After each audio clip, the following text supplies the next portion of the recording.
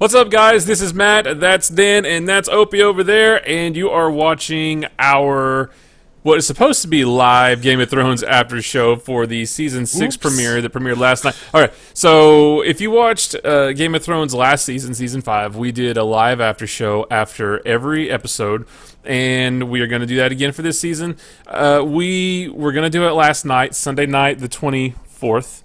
We had so many problems with Skype. We messed with it for close to an hour before we could get all of us on consistently, webcams working and all that stuff. It was almost midnight before we even got to watch the episode. So we had to postpone this until today, which we're recording it on Monday the 25th. Next week, starting on, May 1st. May 1st. We will be doing it live again. So... But we didn't want to skip a show because Game of Thrones is back, season 6. It was really good. We're going to go through it like we did last year. Basically, we're just going to go through the episode, kind of give a recap and some thoughts on some of the things that happened. Dan, I think you've got some notes. Got notes. So when you're ready, always. Start us off. Well, first of all, what is your overall take on the first episode before we get started? Kind of just a generalized idea of what you thought. I enjoyed it. I thought it was a really good opener. Carried on the storylines from last year pretty well, and had some exciting stuff and things we weren't expecting. Right. I was happy to see it picked up right exactly where it left off last year. Not like 3 or 4 months later, or we're just warping into the future. There's been some elapsed time. It was pretty much cut and dry where it dropped off, give or take a week or so maybe between. Different things happening, but yeah, it was there was nothing missed. There was no going back to catch up of things that you didn't see because I think Jon Snow was still he still hadn't turned. That's true. He's getting a little blue in the face, it was a little bit blue, but it was Jon. He's dead, man. No, he's not dead. See, he's alive and well. They laid him on the slab. He's not moving. He is not breathing. They closed his eyes, man. He's asleep. If you close my eyes, he's a real heavy sleeper. He's asleep. All right, so I think we all really enjoyed the opening. Yeah, I thought it was great. I mean, and they touched on every single storyline. Yep. The only thing they didn't, which I'm hoping they do this year, which they didn't do any of last year, is the brand story. Yeah. Like maybe Rick on find out where he is. All right, so let's get into it. Let's start it off. We're going to go step by step all the way through this sucker. Okay, go. We start with a big camera panning in by the wall. Comes over the Night's Watch, and there lies Jon Snow, sleeping soundly in his own blood and snow. Sleeping very gently and peacefully, as you can see. Davos hears Ghost in the pins and comes out and gets him and finds him, and then his buddies come down there like, oh my goodness, the commander's dead. They all bring him inside the little small bunker room or whatever they are in, and they lay him down. They go out. They're kind of talking to each other, and Edison, or Ed, however you want to put it, is all freaking out and pissed off. He's ready to go kill Alistair. Which I was too. Yeah. I was ready to go kill him. Give it a point. That was a kind of a surprise to me. I actually thought every knight or member of the Night's Watch was in on that. I didn't realize there was a small group that did not know that happened. So that was surprising me a little bit. Yep. So Ed's in there talking to Davos. Davos says, or they're all talking about what's happened. Tell him to calm down. All of a sudden, Melisandre walks in. She's a little depressed because the person she was backing is no longer to be. She tried to mount him last season, and now he's dead. Right? She kind of... Did she even say anything when she walks through? No. She kind of looks at it, and then she just goes on to her bedroom. It's like, I've seen enough dead today. It flips over to Alistair Thorne. He's talking to all the other brothers and trying to get them all on his side, and the council side said, yes, we killed Jon Snow. This is why we killed Jon Snow. Which I was surprised that he just came right out with it. He said, yeah, I did it, and all the officers did it. I kind of thought that he would either play dumb or... No, I mean, the Night's Watch think they did the right thing. Because Jon Snow's doing all the wrong things. So, you got to remember, thousands of years they've been fighting the wildlings here, Jon Snow. Not to me. He's doing all the right things. And Alistair even says that he thought, he said Jon maybe thought he was doing the right thing, but the wrong thing was going to get him killed. And the bad thing is, I think he's going to get Thorne killed. Anyway, so it pans back over to Davos. They're talking. They're like, we're all going to die here tonight. Davos is like, we don't have to die because there's other lives that Jon saved. And he's, I think, referring to the wildlings. And says, and head out to go get the wildlings and hopefully hold off in the room until that's over. Yeah, there's going to be a big showdown, I think, between Night's Watch and wildlings. Or not necessarily all the Night's Watch, but the ones that, that took part in this, and then the wildlings. And Definitely. Yeah. It flips from there. We go over, we see the battlefield after the Stannis Baratheon death march. Wow. Yeah. And it jumps in on Ramsay's looking over Miranda's body. She's dead. He's talking about how he cared about her and how he first met her. And then he's like, feed her to the dogs. Yeah. Whatever. That's who she came from anyways. Her dad's the Houndmaster. So he doesn't Yeah, really don't waste her meat, I think is what he said. Yeah, feed her to the dogs or something. Yeah, he's like, burn her, bury her, feed her to the dogs. It's probably good meat.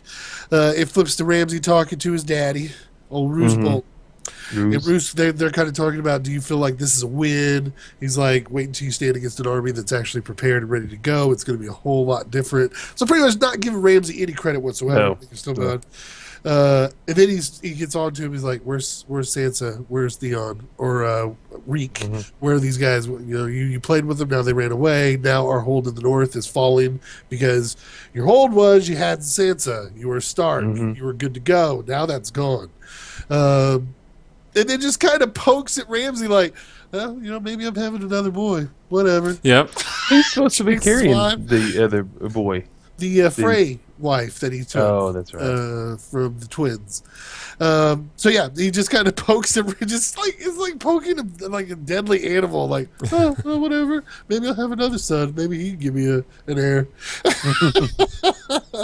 It flips from there to Sansa and Theon going over the river and through the woods, playing in the snow, and they're running from a pack of hounds and a pack of men. Who are chasing them down. They get across the river. Theon kind of says he's going to sacrifice himself because they're catching up on him. Doesn't really work because they find Sansa sitting there too. Oh my gosh, she ran away, and I was like, oh man, the dog's going to run around. She's going to be gone, and I fooled you. And she's sitting right there. Right. Nope. Yeah. She's right. Exhausted. They're tired. Yeah. They just been They ran through the ice water, and Yeah. So you think they're in for it. They're going back to Ramsay. Everything's going through. And then all of a sudden, our savior, Captain Phasma, Brienne, and old Podrick come rolling in. Dude, Podrick, man. I was impressed with Podrick. Of course, it took him the entire fight to take down one guy. He was like Jon Favreau in Iron Man 2. When he was like, he took him a half hour to beat the one guy, and Black Widow killed everybody else. Right. Well, they come in. They kind of take care of it. Even old Reek or Theon drops a dude to help Podrick out. And then there's a really cool, I thought was an awesome moment where, Brienne puts her sword there and, they have the little statement. And Sansa doesn't really know what to say because she hasn't remembered those lines for being the Lady of the North or anything like that. And so she gives the spiel or whatever. And there's this little moment there, which was kind of cool. I like that. So she's now protected by Brienne and Podrick and Theon, so hopefully they can make haste to get out of there. Brienne did more in that scene than she did in all of Episode 7. Just saying. Yeah, that's true. She was more useful in that scene than she was in all of Star Wars Episode 7. Just saying. Yeah, well, they'll carry that on. But this isn't the Star Wars podcast. So we move on to Cersei.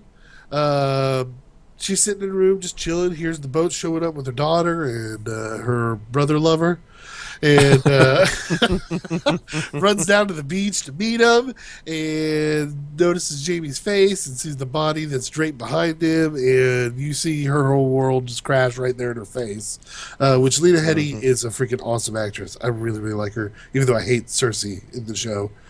Especially with... Well, I don't want to offend the short-haired demographic, but I don't like her with the short hair. I don't either. I'm just saying. I like short hair, ladies, but I think I like her long hair. I really did. So it goes from there. Then it goes back to Jaime and Cersei. They're kind of in the room talking about what's gone down from Dorne and all the stuff that's going on. And Cersei starts. They're both just obviously upset about everything that's happened. They've lost two of their kids, and they've lost their dad. They've lost the Lannisters are losing everything left and right, and they're discussing like the first person they saw dead, which was their mother. And Cersei kind of talks about all the premonitions she had, what the witch had told her when she was younger, and all this stuff coming true. And Jaime's just like, no, we're going to get revenge for everything. F everybody, F everything. This is us. And I hate to say it, Jaime, that's not how it's going to probably end. Yeah, he was saying things like, we're the only two in the world. We're the only two that matter. We're going to get revenge and get everything that they took from us and more. And Yep. And I don't, I can't feel sorry for the Lannisters. No, after everything they've done, No. Especially Cersei. I They can't want feel you sorry. to.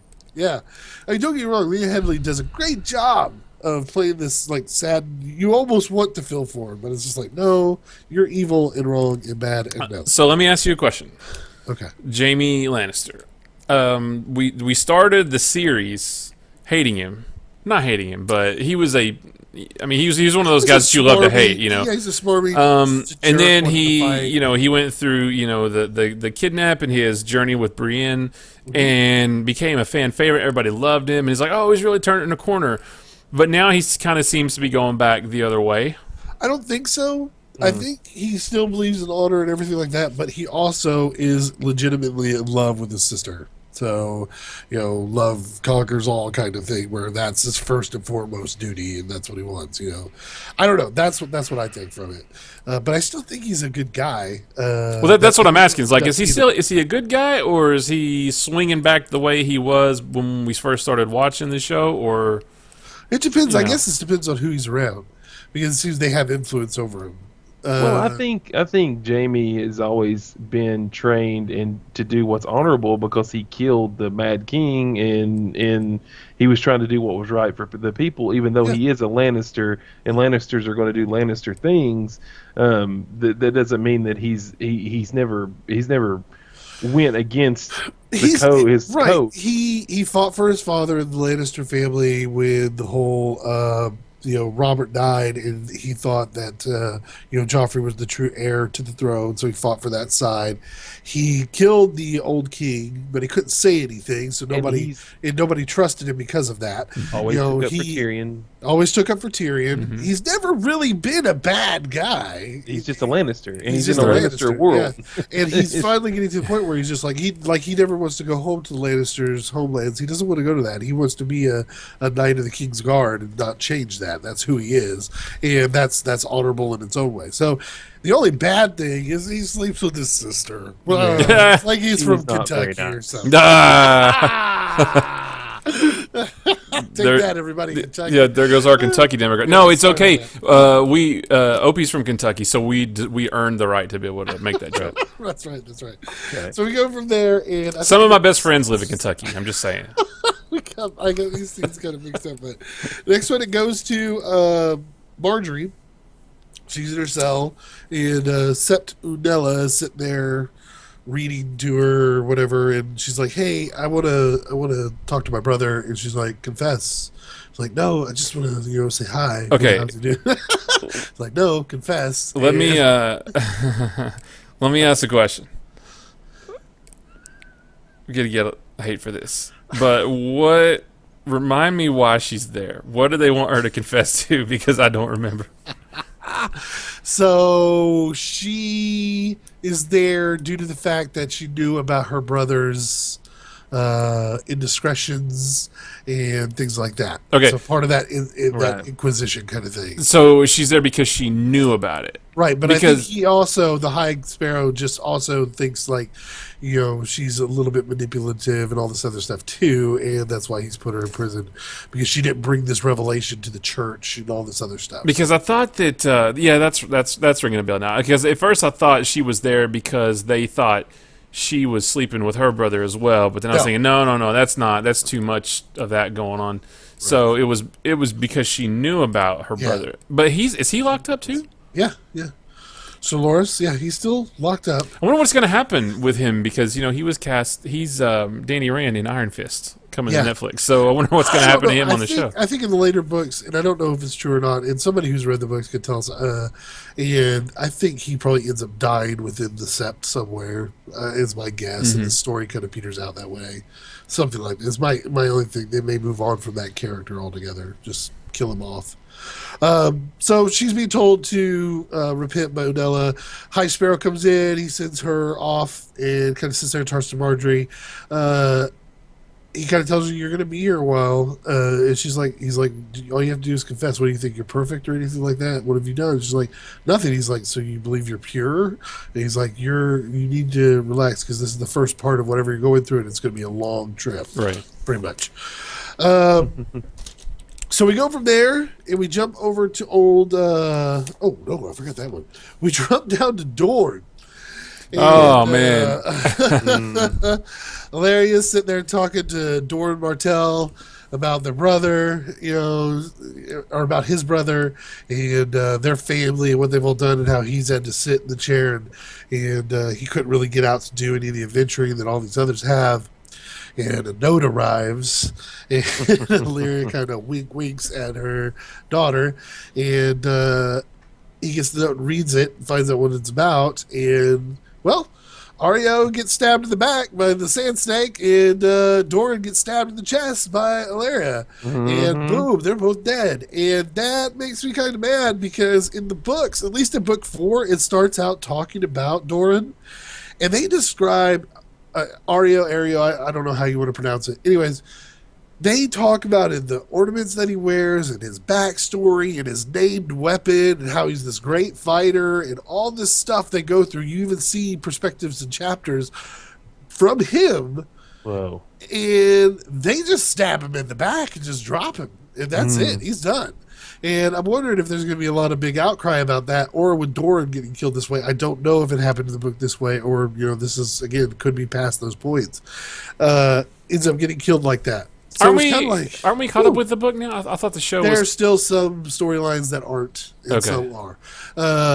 So yeah, that kind of flipped me out when I saw that. And of course, all the guards didn't do anything, because Illyria's pretty much saying the same thing. Although you've been a wasted prince, you haven't done anything. You just sat here.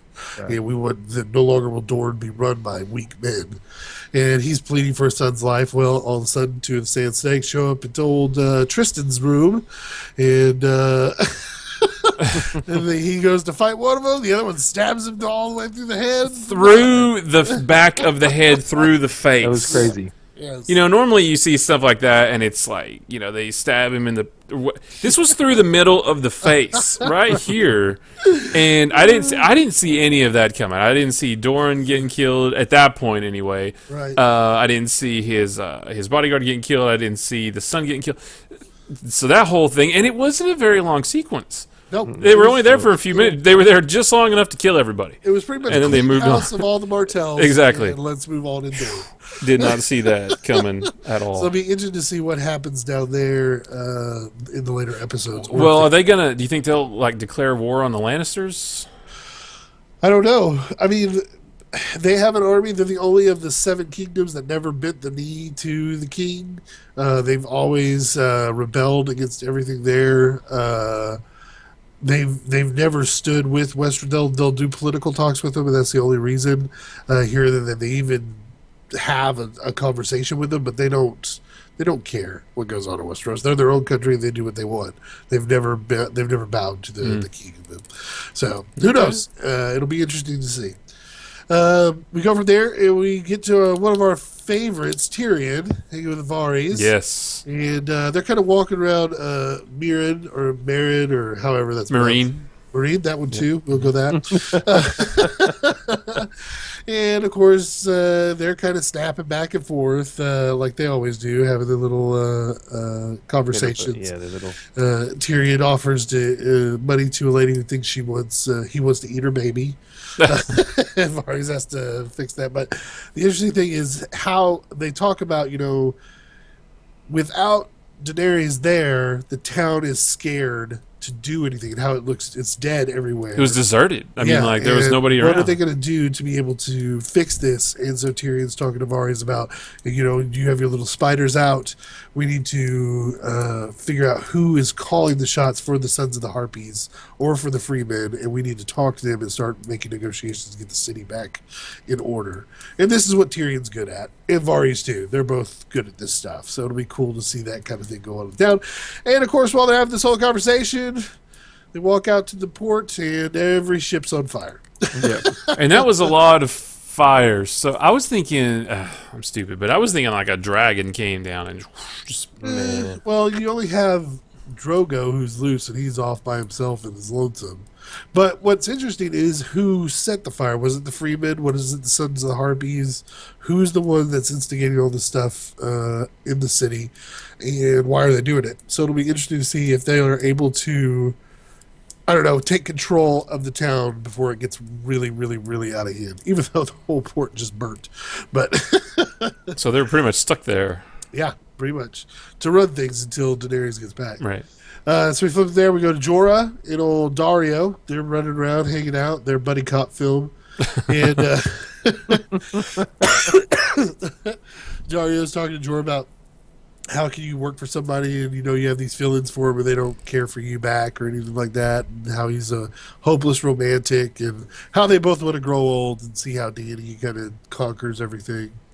And then Jorah looks at his arm. You see the disease spreading a little bit.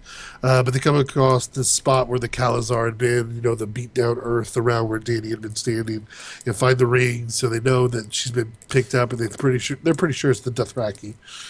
A show of dragons and magic and red witches and stuff. And I can buy all that, but I can't buy that they found the tiny ring in that giant open field and mountains. When you watch the episode, I know, because there was somebody else that cracked up last night when we were watching it. You see this dirt that's run in the circle where all the horses, and there's only a small area in the center that's green. So they go to that center spot, and they're kind of just looking around, and that's where they find the ring laying in that. So that's how they came across that. Okay. Come on, they're like rangers almost. They could have found that. They were tracking her. Well, I know. How the heck did they find out where she was? Make their way to that point without a ring? That's true. Yeah, because they were finding all of Drogo's burnt food. Look at what Aragorn did with the hobbits. I mean, he rearranged a whole battle sequence off of a torn piece of rope. Listen, that's fake though. Game of Thrones is in real life. Historically accurate. Historically accurate of Europe. Based on a true story. Based on a true story. So the true Dothraki are next. Loosely based. King's Landing is now Montana. All right.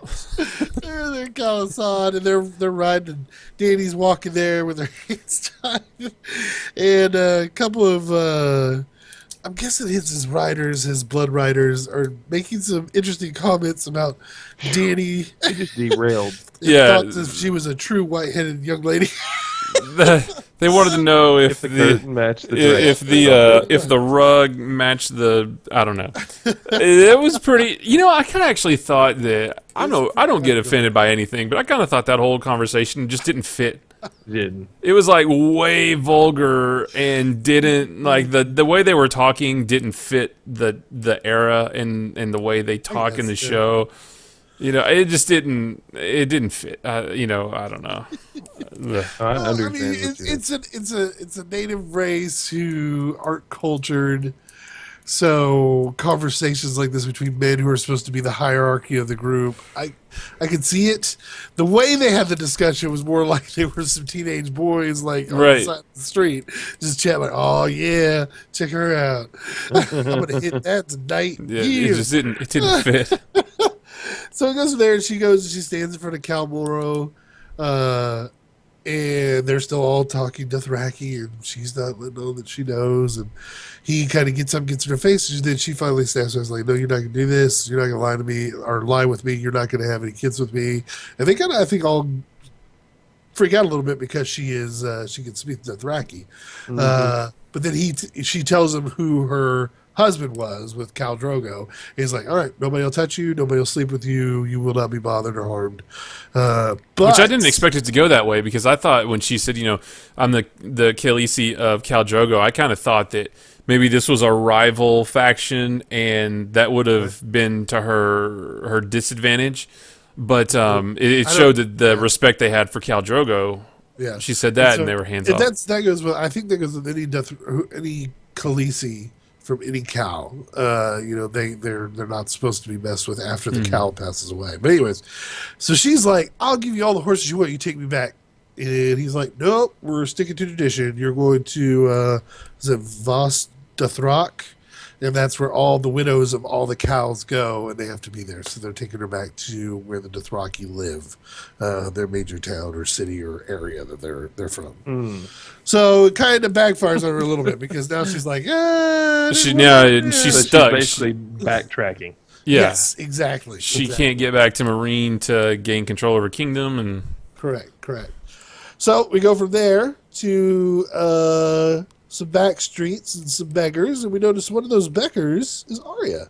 And she's sitting on the street, and she's trying to make a little coin because she can't see. She's blind from the end of last season. And I don't know how you pronounce this character's name. Waif. Waif? Yeah, sure. Whatever. Yes. Waif shows up, just kind of like, can you hear them? Are they talking to you? She's like, oh, too bad they're not talking to you. And then kind of throws her a bow staff, and then they have a ninja bow staff fight that's kind of one-sided. That's an understatement. She hasn't got she's no Daredevil. I was going to say, just like Daredevil, and then Elektra's going to show up. And that's right. She does not have the talents of Daredevil, and she gets just her booty beat. And Wave just kind of tells her, all right, I'll see you tomorrow. Get ready for another whooping. And it kind of ends there. But what I like is I think they're trying to train her in her other senses because I think she gets her sight back later on, if I'm not mistaken. And so they're kind of just like any assassin to use all of her abilities in any way. But who knows? It could also be a punishment on her right now due to the fact that she still hasn't she still hasn't said that she is a nobody. She still thinks she's Arya. So we go back to the wall and we see a bunch of guys loaded with crossbows ready to fire on Davos and the guys in there. And Alistair comes to the door and kind of bangs on it and gives terms to Davos and the others that are in there. Kind of telling them, hey man, you guys, I'm gonna let you go. It's totally cool. Ain't nothing gonna happen, bro. Just let us in, man. Just let us in. Seriously. Come on. Yeah. Come on, man. We're buddies. We go way back. I promise we won't hurt you. I know a guy in the band. Just let me in. Right. I know a guy in the band. And he's like, dude, seriously, I'm going to let you ride. You're a good knight. You're honorable, blah, blah, blah, blah. And Dad was like, okay, cool. We'll take the time to think about it. And Alistair walk off, and they kind of just sit there. It's like, yeah, if we would have walked out there, they would have totally. Yeah, they're going to kill us. Right. So they do have to make a decision by nightfall, but hopefully, again, Ed makes it back with the wildlings in time before all this goes down. But and don't forget, Ghost was there too. They had John's direwolf, looking all badass with his red eyes. And 3 or 4 guys in the Night's Watch. You had Davos, who's actually a good sword fighter, and then you had Ghost. But what are you going to do against like 25 guys with crossbows aimed at the door? Yeah. It's not going to work. Then we get to the scene that made every boy's dreams and then dashed them on the rocks. I have never gone from 6 to midnight to 6 that quickly before. So we get a glimpse of Melisandre, and she's in her room, and it's attached to the room that the guys are in. And she kind of gets up and gets in front of the mirror, and she takes off her clothes, and then she takes off the jewel that's always glowing around her neck. Well, what you find out is that Melisandre is not who she appears to be. Melisandre is a very old woman, and in the nude, and then just goes to bed. So what it tells you is which is good, because in the books, Melisandre has the power to use glamour, which is... Just like True Blood. With Mance Rayder is being burned at the stake. It's not Mance Rayder. She's glammed this person to look like Mance Rayder. And that's who dies there. So she has the glamour ability, and this crystal is the thing that keeps her looking the way she is. She's supposedly centuries years old, like 400 years old. So again, the followers of the sun god, or whoever their god is, of the light, has some strange powers. He's been able to bring people back from the dead. She is able to glam and look the way she wants to, see things and premonitions within the fires and stuff like that. Because Melisandre's seen a lot of stuff in the fires. She just hasn't put them with the right person or in the right order. Like she saw herself walking the towers of Westfall, Winterfell, with the Bolton flags burning and all this stuff, and she thought all this stuff is happening with Stannis Baratheon. It's probably not going to, since he's dead. I'm 98% sure that's not going to happen. Or is he? He's dead. Touché. But I think she's seen all this stuff. Her premonitions are true, but it's with a different person. Hopefully it's Jon Snow. And then that's where it fades out with her getting in a very comfy bed of wolfskins, and the show ends right there. And she takes her Geritol and goes to bed. She takes her teeth out, puts it in a cup, and then she goes to sleep. I was reading through our chat. Our buddy Travis, he's a big Game of Thrones guy, and because he was wondering if we were surprised by Melisandre at the end. I was totally surprised. I didn't see that coming at all, and I don't know if I should have seen it. I don't pick up on stuff in this show. There's so much going on in this show. I don't pick up on subtleties, There was I think some remarks made earlier in the show. I don't even understand where she came from and what she's doing. I mean, I don't even know. She's just a preacher or an evangelist for her god. And her strengths or these abilities to have is to make smoke babies and to glamour. That's what she does. That's Melisandre. She makes smoke babies, and it's like the other follower of the sun god. He was able to bring back what's his face of the banners with any was that guy in the cave? The sun god? So he's a sun god guy as well. And he didn't know he had that power to do that. He said it was an accident. He had no idea. He just prayed over the body, and boom, the guy was back alive. Is that is that Thoros? Because Travis says, I don't think Mel will raise Jon. More likely, it will be Thoros, which I thought Thoros was in the Avengers. He wears the gauntlet, right?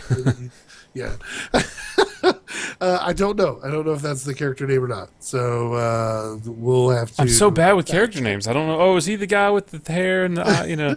You guys can fact check us in the comments of the YouTube video. So please do that. But it may be her. It may not be her. Who knows? Maybe she has that power. She doesn't know it either, just like the other gentleman did. So. But she's got to do it. So Travis is about Arya's storyline. I suspect for story progression, Arya will be unblinded next week after she beats Waif in stick fighting. In the book, she wasn't cured until she killed a merchant that someone contracted from the Faceless Men. She was also blind for the majority of a book. There you go. So thanks, Travis. Thanks for contributing. We'll read your comments every week because he's into this stuff too. Yeah. So there you have it. That is episode 1. We completely enjoyed it and thought it was awesome. Yeah, I thought it was a great premiere. It set up everything, all the different storylines, and it's like they set them all up and now go. And we're not going to get them all every week, but because one thing that he was saying, and I kind of thought too, was like, wow, there was a lot in this, and each one was only about 5 minutes or so, 5 to 10 minutes. Yep. We're not going to get all of the storylines in every episode, but it had to tell us, we had to be seen. It had to catch up on all. Yeah, we had to see where we were at in each one. Like Opie said, because it started just like right off the back end of 5, you had to do something with Jon Snow. You had to do something with Ramsay. You had to do something at Dorne. You had to do something with Cersei finally seeing her daughter. Those are major points that you have to hit right there. Now that that's happened, you can kind of break away and start doing some other stuff here and there. Because there were so many stories left open at the end of last season. My thing I'm looking forward to this season, and I hope they do it, is Bran. I want the story of Bran and what he's doing with the Three-Eyed Raven. I want to know who the guy is in the tree, and if he's a guy that everybody thinks he is, who has a Valyrian steel sword and part of some of George R.R. Martin's. And where's Hodor? I mean, seriously. Yeah. Well, he's with Bran, isn't he? I know. No, he left, didn't he? Didn't he leave Bran at the tree? I don't remember. I don't know if he went in the tree or not, or stayed at the tree. I don't think he did. Okay. Opie, what's your most... And what about the daughter, the girl, the brother-sister? Remember, the brother got killed. Right. His sister was still alive. I thought she was with Hodor. See, that's like 2 seasons ago. We have no idea. Right. If only there was some way we could go back and watch. But we want to see that. I want to see that. That's one of my big points this year. Opie, what about you? Your From what you've seen most so far, anticipated. what are you looking forward to? I'm ready to see how far if Sansa gets back to the north and just what is left of Enrique. I want to see if he actually comes back to his. He won't come back to his full self, of course. But Yeah, he's no, kinda he'll messed always up, be but hurt. Yeah. Yeah, he's gonna be scarred emotionally But forever. I think he'll kind of hang with her now. And I Right. think he'll probably become a really good companion for her. And the funny thing is, it's like she can really rally the North because she is a Stark. Right. Now she's a Bolton, but she could do it being away from Ramsay. She can really get all the backings and really take the North against the Boltons. Right. Everybody wants to see what's going to happen with the dragons. I think that's the biggest point. Everybody wants to know what's going to happen there because that's probably the most powerful part of the series. But just, it started in the North, and I want to see if it ends in the North, kind of thing. Yeah. The only thing we didn't see too were the White Walkers. Yep. Yeah. Like what's going to happen with them? Pretty excited about that. They're kind of ticked off. Why? They just got a larger army.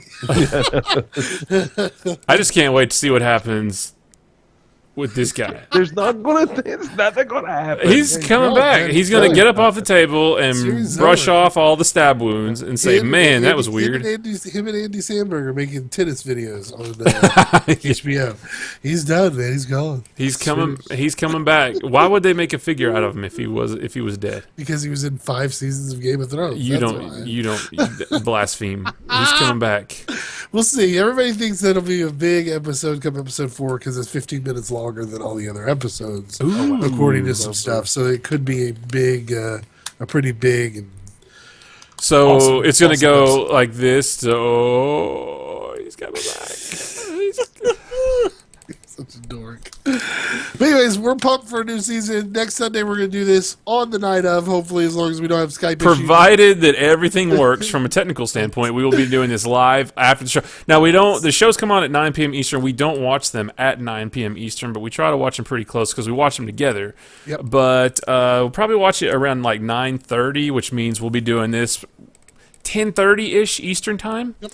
We'll tweet out. We'll tweet it and everything. So we'll be doing it live on YouTube, so you can watch and comment along with us. If you want to keep up with us too, go to youtube.com/nerdpunch, and you can subscribe to the channel so you can see when we go live. You can do that. You can go to our Twitter. Of course, we'll be tweeting out every time we do this. It's at nerdpunch, and check us out at both those spots. Email us if you think we're making mistakes, and you have. And I'm sure we are. Yeah, and you want to put your 2 cents in, you're more than welcome to. Come to our last year, we had a lot of people in our chat that were helping us with the show, which was really cool. That was fun. So come by, see us live, or just watch the show after. Either way, it's cool. We're glad to be back. Yep. This. So thanks. Yep. See you guys Thanks, later. guys. See you next week. Bye. Bye. Freeze frame.